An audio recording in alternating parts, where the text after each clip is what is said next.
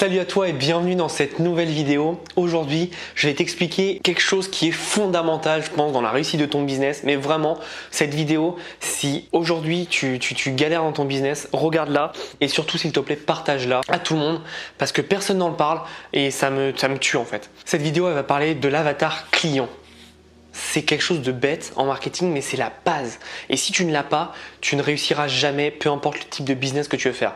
C'est pas que l'affiliation ne marche pas, l'e-commerce ne marche pas, le business en ligne ne marche pas. C'est si tu n'as pas ça. Et je le vois trop souvent, des gens qui me demandent des conseils. Je leur pose toujours la même question. Quel est ton avatar client? Et personne ne sait me répondre. Un avatar client, c'est juste définir qui est ta cible précisément. C'est pas les femmes de 30 à 50 ans qui aiment le sport. Ça, c'est pas ça un avatar client. Je vais t'expliquer après. L'avatar client, c'est ce qui va te permettre de savoir comment parler à ta cible. Et j'ai plein de personnes, ils me disent je sais pas. Et c'est comme si en fait tu allais dans la rue, tu voyais une fille, tu lui parlais de sport, de foot, mais elle s'en fout du foot, elle préfère les chaussures. Tu vois, tu peux pas avoir un bon lien avec cette personne si tu ne lui parles pas de choses qu'elle aime, si tu ne parles pas comme elle aime. Donc c'est très important. L'avatar client, c'est ce qui est la base de ton business. Si tu ne connais pas tes clients, tu ne connais pas ton business. C'est très important.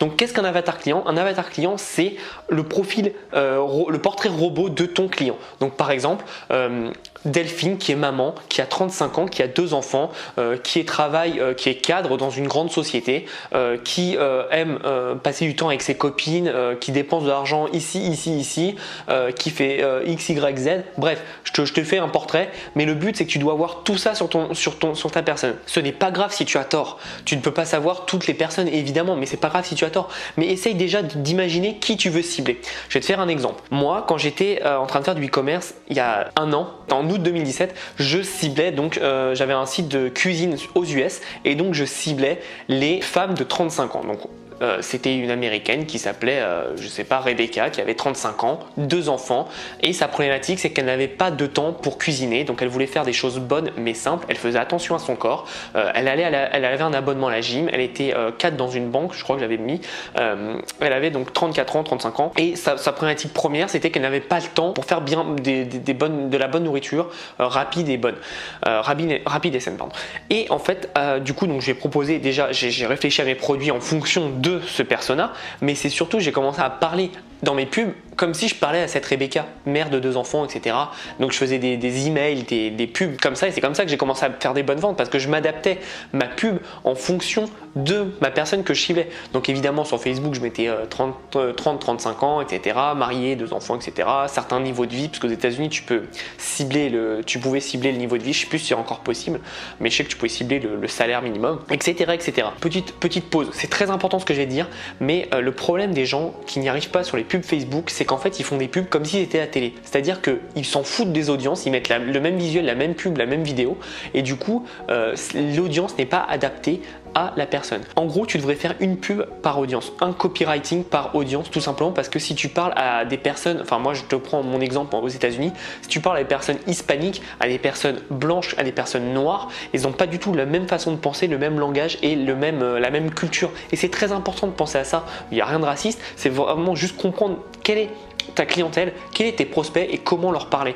Si par exemple tu cibles des personnes qui habitent à Paris, mais n'hésite pas à faire une audience à Paris, elle sera petite, tu t'en fous. On s'en fout de la taille de l'audience, c'est comment elle convertit.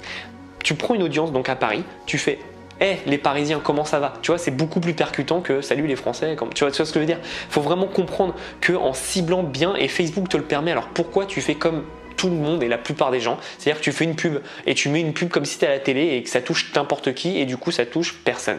Pense à ça. Donc je reviens sur mon exemple de vidéo. Donc je faisais une vidéo précise avec un texte précis, etc. Et ce qui s'est passé, je sais pas comment, je sais pas pourquoi, c'est les joies du business.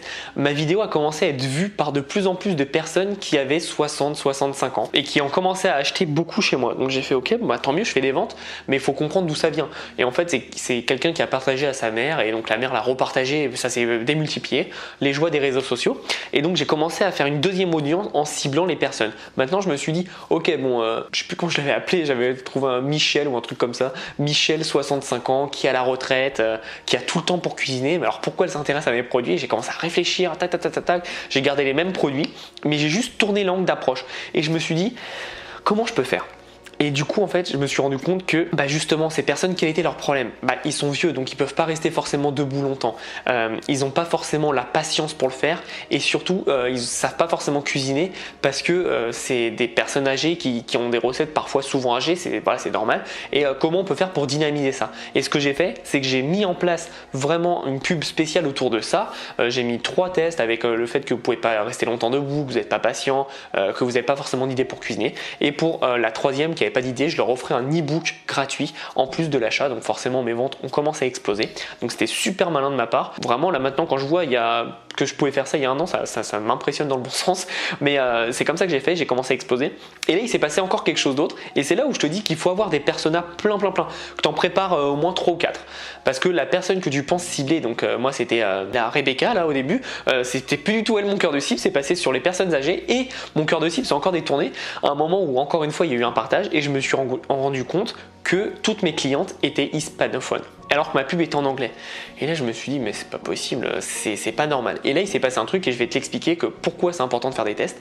C'est que donc j'ai ciblé cette personne qui s'appelle Maria, 65 ans, etc., mais qui est hispanophone, donc cuisine plutôt avec des légumes, des tomates. Donc je suis allé chercher vraiment qu'est-ce qui comportait la cuisine mexicaine, même si je connaissais déjà très bien, mais portoricaine, pas jamaïcaine mais cubaine, etc., Et j'ai commencé vraiment à regarder tout ça. Et je me suis dit ok, c'est quand même beaucoup de légumes, tel ou tel produit sera plus adapté.